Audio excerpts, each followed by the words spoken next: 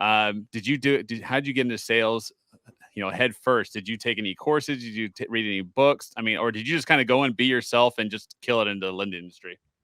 Well, and in sales, as you know, Aaron, I mean, people either can take training, but there's some of us out there that we have a natural knack for being able to have a conversation with people, and then we need to sharpen our tool belt by taking some training and education, right? Exactly. Yeah. So I definitely am a believer. In the very beginning, I'll be honest, I was cocky and I said, you know what, I don't believe all this crap. I'm not going to go walk on hot coals and do all that stuff.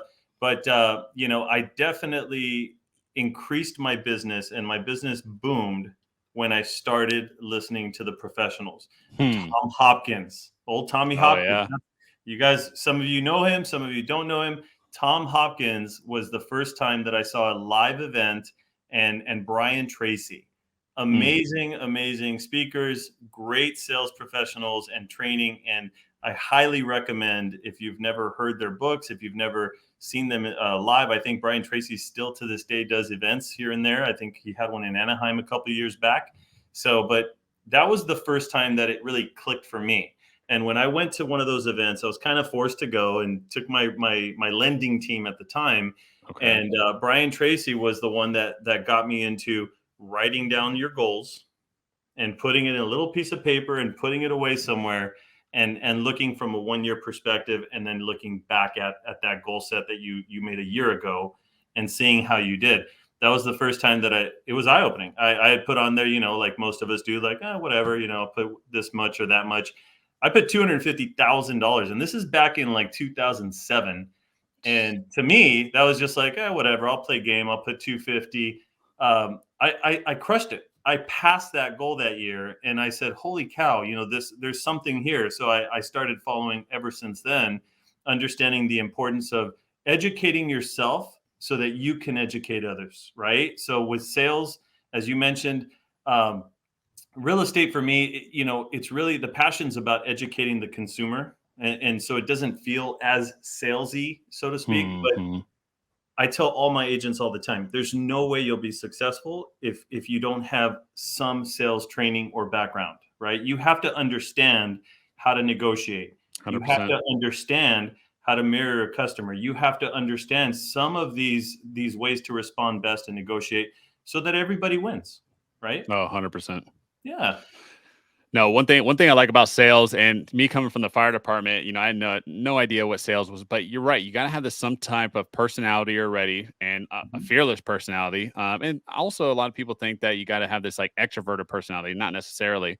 Yeah. But one thing I realized is when I got into sales, realizing that when I decided to get into real estate, that yeah, it was sales, and I dug head first into sales. I did like a deal, I think the 1 to 3 deals, and then I read the book Asking Questions, the Sandler Mhm. way. Mhm. So then I learned the Sandler system, learning how, like you just said, the mirroring and all that stuff, and Yep. learning all those techniques. And even it hasn't just helped me um, in my real estate game, but also just talking to you, being Just on in this life. podcast. Exactly. I always tell people on my team and my acquisition guys, and I say, hey, when you read these things in the books, I mean, this is just going to help you with, your significant other, your family, your friends, etc. So, absolutely. Absolutely. Absolutely. I love this. We can go off cuff too, man. This is great. I love this. Felipe, let me ask you this.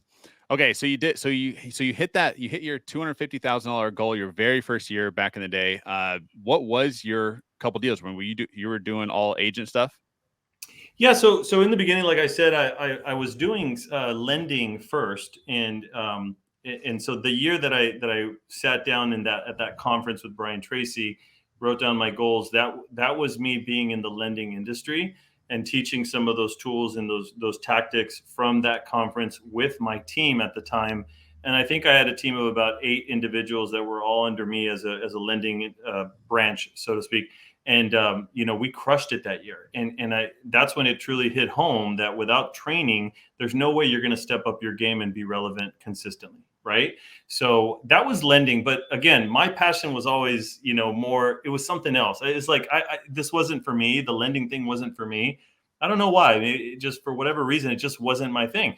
And I enjoyed being out and about more, and seeing people and talking with them. And there's no better satisfaction, and I'm sure you can attest to this, than helping somebody and giving them their first set of keys, right? Hmm. Helping somebody purchase that first home, helping a family get out of a situation that they're in so that they can sell their property and move on to another property, helping somebody buy their first investment. Right. That is a huge satisfaction, which I'm sure you guys have been doing that time and time again with your other entities and things like that. So to me, that was like, oh, this is it. So I said, I want to go all in on this, and that I went all in real estate. I believe it was the end of 2008, the beginning of 2009, at the worst time, right? And I moved from Orange County to Riverside County, and I was like, I don't know anybody out here. How am I going to be a real estate professional? How am I going to get sales? So in those days, the short sale market and the real estate owned Hmm. market, the REO market was just, that was it. And so you literally had to have, 6, 7, 10 listings at a time to get paid on one or two deals, because escrows were taking a year to close. Wow. Okay. It was a completely different market. So when people say the market's shifting right now, you know what? We've all been there, done that. Those of us that have been in the business, and this is fine. We're in a normal market right now. I'm excited for you and your team, Aaron, because I know you guys are going to crush it this year. I'm excited about what we're going to be doing this year because, let everybody think what they think. The market's going to be fine. It's going to be great.